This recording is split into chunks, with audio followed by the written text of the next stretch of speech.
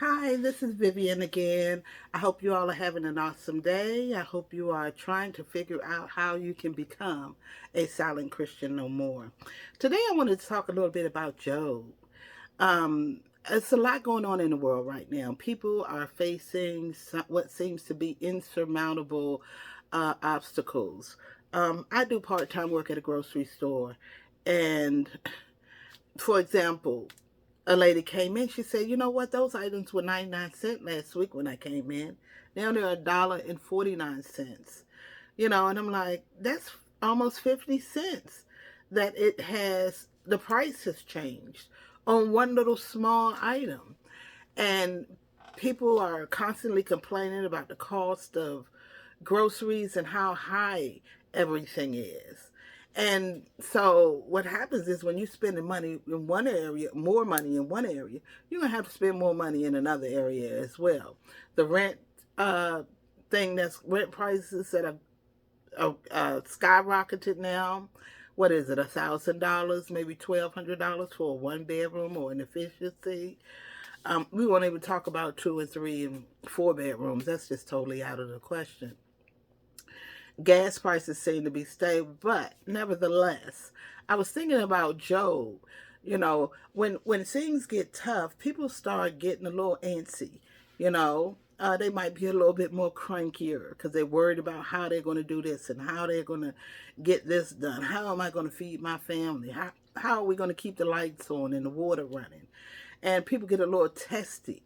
So I thought about Job and I said, Job was the only one I can remember out of the gate, and I could be wrong. It said in Job 1, he was a perfect person. He was upright. He was the richest man in all the East in Job chapter 1. He had, I think he had 7 kids. He either had 7 boys and 5 girls, or he had 5 boys and 3 girls. I can't quite remember the number. But the man was a very prosperous man. And he loved God. He prayed just in case his children would sin against God.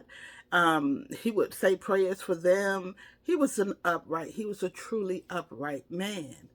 And, as the story goes, he ended up losing everything he had.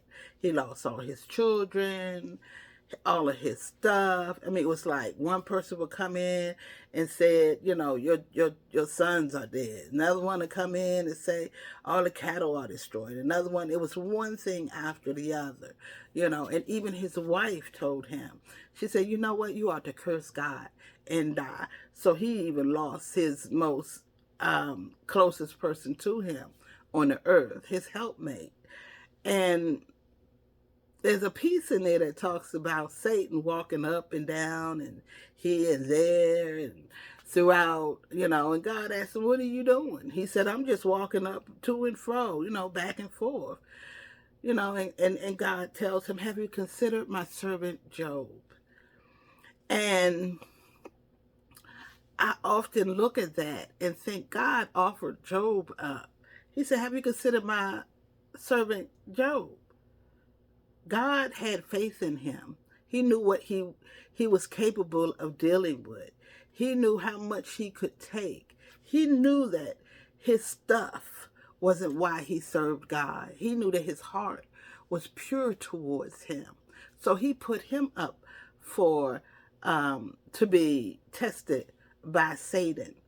And it answered a question for me when I studied it, and so much, and that was a while ago, but I was just thinking about it. It made me kind of understand why bad things happen to good people, you know. And we know the end of the story. Job wound up getting double for his trouble. So at first, if he was the richest man in all the East, he was even doubly richer. But I say that to say this, as I discussed in our last video, when we have hard times and we have troubles, and sometimes we suffer great loss, know that God is going to always be with you. He said he's a present help in the time of trouble. He'll never leave you, nor will he forsake you.